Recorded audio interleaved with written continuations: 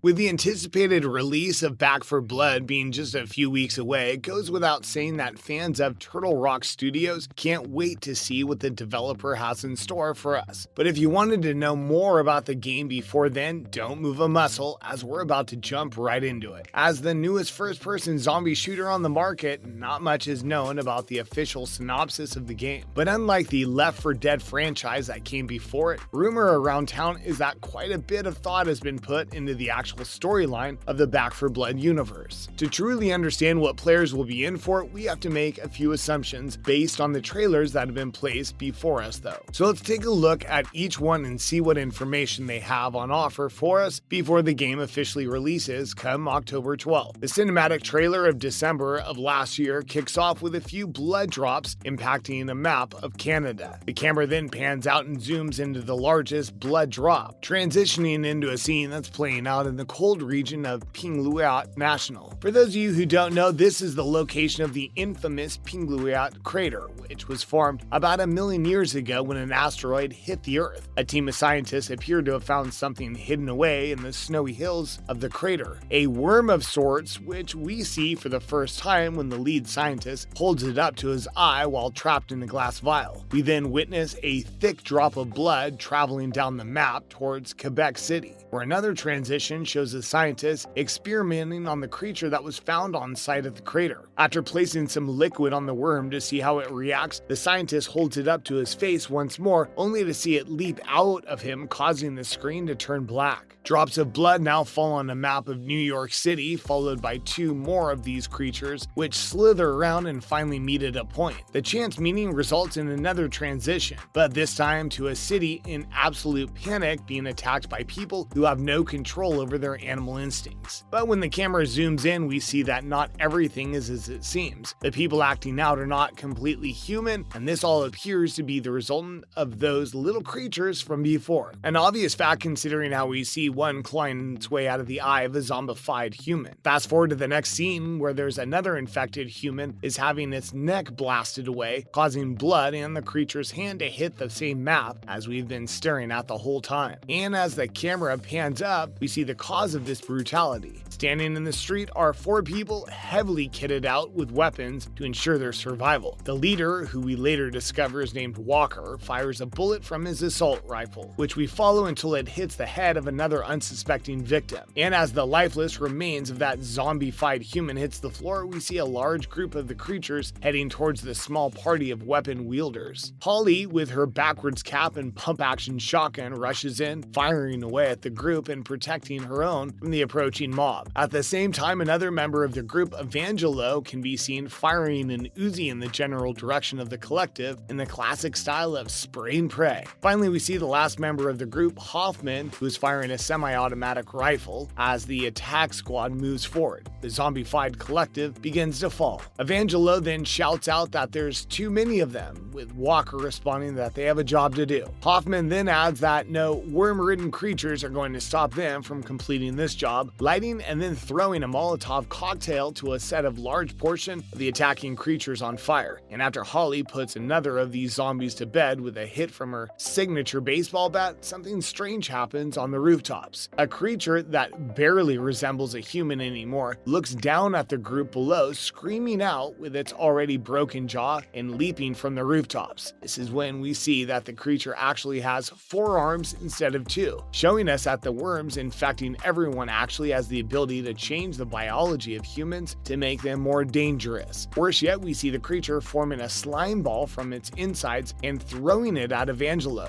who becomes incapacitated after being stuck to the ground by this ball of mucus. As Hoffman frees him and the rest of the squad fend off the attacking zombies, we see another approaching from the rear, much bigger than the others and covered in an armor-like skin. The berserker projectile vomits an acidic substance in an attempt to cover the group, who luckily avoid the spray and aim at the exposed brain of the monstrous creature. With combined firepower, the team are able to take the brute down, causing it to explode and cover them in blood. And just when the squad begins to relax and joke about needing some club soda to get rid of the bloodstains, an even bigger creature approaches from the alleyway, forcing its bloody appendage down and almost crushing Holly, who quickly rolls to safety. With even more zombies now approaching the group, the camera pans out to show them surrounded, firing away in an attempt to make a gap for themselves to escape through. Just like that, the scene freezes, with the title of Back for Blood being etched into the screen just below the group. But it's the final cinematic trailer from the Turtle Rock Studios that really paints a picture of what the plot of Back for Blood can be expected to be. Starting with Walker, who appears to be wearing some form of a biohazard suit, we see a massive explosion going off in the distance, giving off a green, otherworldly hue. We then discover from his narration that it was the ego of world governments that really resulted in the world people now live in, hunted each and every day by terrifying creatures that want to infest and grow their own population. Another character, Mom, is then introduced by looking dead straight into the camera, clearly fixated on a burning bridge in front of her with fiery zombies falling from its base to their death below. And then Doc makes her first appearance, saving an unidentified person from a group of creatures by firing at them while dragging the man to the safety of a building. According to Walker, humanity actually had this threat under control at some point, but then the government, who had kept it hidden over all these years, made a mistake, and before anyone had any time to react, the world was a completely different place. But it looks like there is hope. The horrific scenes from before transition to a group of men and women called cleaners, who can be seen loading up their weapons and readying themselves for the streets of creatures that await them outside. And if walkers then believe, these cleaners are immune to this scrounge that is plaguing the world, making them incapable of being infected by the creatures before them. As such, it's their job to put all fear aside and launch an offensive attack against these monsters, taking back the world of man from those who have stolen it. With a few hilarious lines from Mom ending in her asking Walker how they can kill it, the trailer goes on to show some gameplay footage, which very much resembles Left 4 Dead from a few years ago. But that's not all we learned. Mom seems to disapprove of any army man by the name of Phillips, and even though she feels this way, he believes that he's right about an outright offensive attack being the way to end the scourge once and for all. And that's where the cleaners come in, who we then see fighting off a horde of creatures in the gym. With a roar sounding through the air, the largest monster we've ever set our eyes on breaks through the hole in the ceiling, drawing fire from the team and making a nuisance out of itself. This scene then transitions into another, which appears to connect to that initial green explosion we saw in the beginning of the trailer.